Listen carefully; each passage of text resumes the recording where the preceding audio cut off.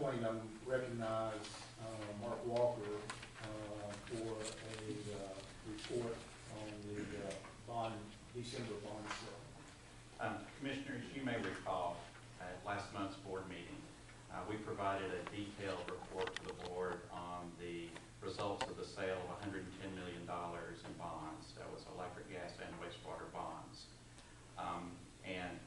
Since that time, we have closed on the sale of the bonds and received all of the proceeds of the bond issues themselves. We then, our process is, after any bond sale, we prepare a legal document which is called an official statement. And that official statement includes all of the terms, conditions, and covenants with respect to each series of bonds. It also has a significant amount of financial information for each of the systems for whom we were issuing the bonds themselves. So we have prepared that, and once that document is finalized, we submit that to the Securities and Exchange Commission. They have a list of repositories that we electronically submit that to. But the reason I bring this matter to your attention, the State Comptroller's Office has issued a new requirement that once we finalize the official statement, and this is for all municipalities in the state, that once we finalize the official statement, we have to present it to the board at a publicly noticed meeting of the board and make it available for your review. There's no requirement that you have to review it, but there's a requirement that we make it available for your review. So we've printed off one copy and put it in a notebook, and it is there between Commissioner Robinson and Commissioner Anderson. And the reason we only printed off one copy is that it is over 550 pages. So it's very long, and we are also posted on our website if you would care to review it from that capacity. Or if you'd like it in some other electronic form, just let us know and we can send it to you. But in order to comply with the new state requirement, we did need to make a written copy available to you at a public meeting. And if you get a chance to review it, if you wish to, and have any questions, feel free to give me a call or send me an email, and I'll answer your questions. And normally, we would give this to the newest member on the This is the first time we've ever sworn in two at the same time, so I guess we flip a coin that we could issue a report for us. That's right. Now, we don't have to take any action on this. No, we just have to. No actual action. We just need, I'll put in the minutes I'm going to pass it around. that we made it available for you. Okay. Thanks, Mark. President's report. Commissioners, we have a couple of president's reports today, but let me put one in context, and that is a construction project that we have coming up on Lines View. You know that we have a lot of projects in all of our divisions that occur every year. Many of those do not impact the public from a traffic perspective, and some of those do. We want to share with you in a little more detail today one that will be upcoming on Lines View, not only because it is a complex project driven primarily by our consent decree, but because it will have a significant impact on the traveling community as well as the residents in that area. We also plan to have a very extensive public input process to make sure that the customers who are going to be impacted are familiar with it. So I want to recognize Julie Childers and Susan Edwards for a tag team presentation on this project. Good afternoon. Today I'd like to talk about our multi-utility project that we have planned for Lines View Pike. As Ms. Roach mentioned, it began as a sewer force main replacement project as part of the consent decree. As part of the upgrade of the Fort Creek wastewater treatment plant, we also needed to replace a sewer force main that goes from the plant out to the Kingston Pike area. We're going to be replacing about 2 miles of cast iron pipe that was installed in 1980 with 2 miles of 8-inch plastic pipe. The first phase goes through Lakeshore Park, and then the second phase continues down Lines View Pike. Let's look at the map in more detail. Phase 1 begins at the Fort Creek wastewater treatment plant, continues along the Greenway in Lakeshore Park, and then exits at Lions Point Lane. Phase 1 is going to be under construction beginning next week, and it will continue through March. We have been talking with the park officials as well as Knoxview Sports, and they are aware of our schedule, and right-of-way open during the entire project, even though we'll be parallel to it. So that is phase one, but the main thing we're going to talk about today is phase two, and that begins Lions Point Lane and then continues out Lions View Pike all the way to Kingston Pike. Now, that project is scheduled for spring through fall of this year, and if you're familiar with Lions View Pike, you know that it's a very narrow corridor. As we started looking at the design for this project, we realized that there are a lot of other utilities in this area that needed to be upgraded at the same time. Our water lines, for instance, are over 80 years old in sections on Lions View Pike. We also have small diameter gas lines that needed to be replaced. Because it is such a narrow corridor and there are not very many alternate routes, there are going to have to be significant detours and road closures in order to accomplish this project.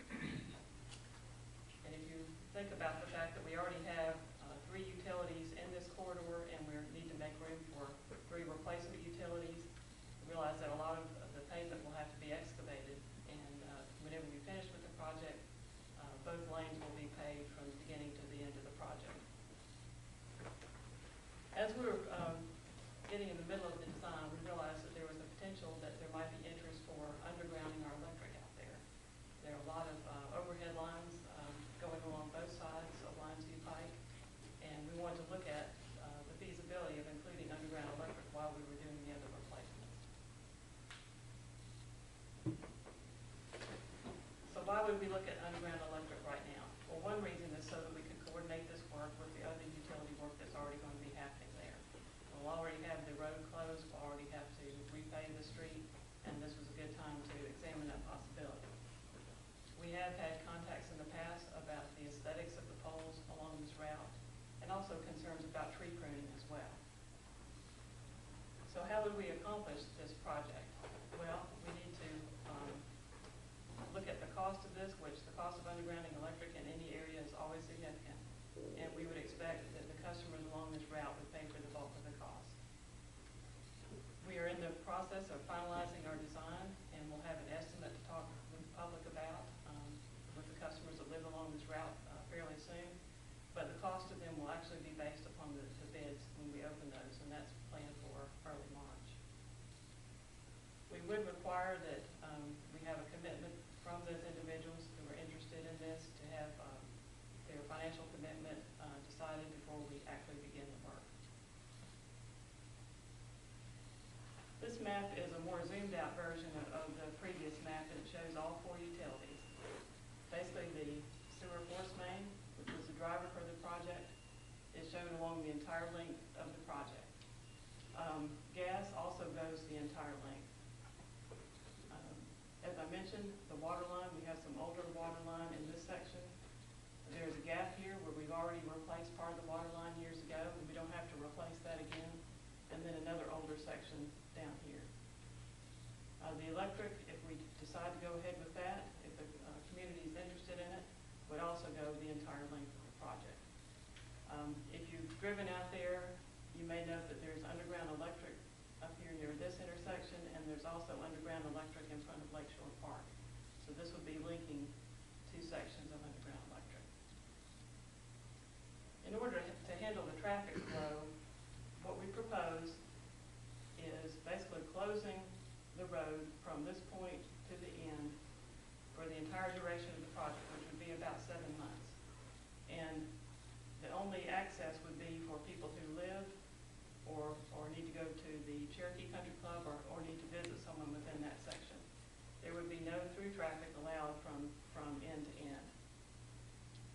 The way we plan on accomplishing the work is a rolling construction zone. So for instance, if we begin on this end, you notice the 1,000-foot segments at the top. We plan on dividing the construction into 1,000-foot segments, and all 3 or all 4, if we ended up doing electric, of the utilities would be done at one time, and then followed up with temporary paving on top of it. Then once that's finished, we move on to the next 1,000-foot segment and get that finished, and so on. So for instance, if we were in the middle of the project, say in front of Cherokee Country Club, we would have a section here, and access could occur from the North Shore route. As we moved further down here, then everyone will have access to their property at all times, but the main thing that will be restricted is the through traffic going east or west along Lions View Pike. We have coordinated this with both TDOT and the City of Knoxville Engineering Department. Both North Shore and Kingston Pike are state routes, and so TDOT has jurisdiction over those roads, but the City of Knoxville has jurisdiction over the signals. So we've been in contact with both of those parties to be able to limit the disruption as much as possible. You may note that there's really not good alternate routes in the area. You can't go south because we have a row of private properties on the river, and you really can't go north because there's a golf course and other private properties. There are no other roads that connect through this area except going out to Kingston Pike. So that's what we're proposing as far as traffic control for the area. We recognize that this is going to be a major impact on the public, especially commuters that go back and forth, as well as the neighborhood itself. And as I mentioned, there's limited alternate routes except to go to the Kingston Pike and North Shore route. And at the same time, one of the biggest things that we need to look at for public input is whether or not the community is interested in going ahead with the underground electric. And that's something we'll be looking at in a public input process that will be coming up. And I'm just going to stop for a minute, see if anybody has questions on the design aspects of the project before turning it over to Susan to talk about public input. The hours that we're going to be working is going to be, coming up. Yeah. No private property will be affected along the We're not planning on getting any easements along the route. All the construction will be in the right of way. And have we made contact with the golf building? And if we go underground with electric, is it gonna add time to the project? Yes, it will. And if we don't go underground, will the lines just stay the same? We won't touch those, we don't have to do anything there, right? Not at this time. And it has to be all or nothing. In other words, everybody has to, Right. whatever the cost is, it has to be paid for the whole thing. It can't be, somebody can't do it in front of their house. Right. It would not be a good way to do that, to do it piecemeal.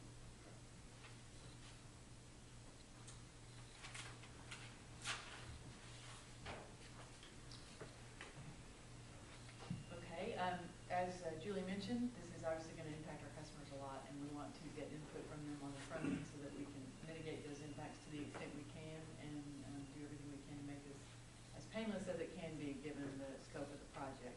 We've already started this. We had a neighborhood focus group with a small group of residents at the beginning of this month and got some very good feedback from them on things like scheduling and how to stage the project. For example, one of the things that we asked them was, is it better for us to start early and get through quickly, or do we want to wait a little bit? There's the Dogwood Arts Festival that's coming up, and we also have the holiday shopping season for the people who are on the eastern end of the project and may have interest in retail businesses down there. There's been a lot of construction on the Kingston Pike end of this project, and so being sensitive to holiday shopping season would maybe cause us to want to start at that end and have it done before we get into the holidays. So looking at how to stage the project is one thing that we got some good feedback from them on.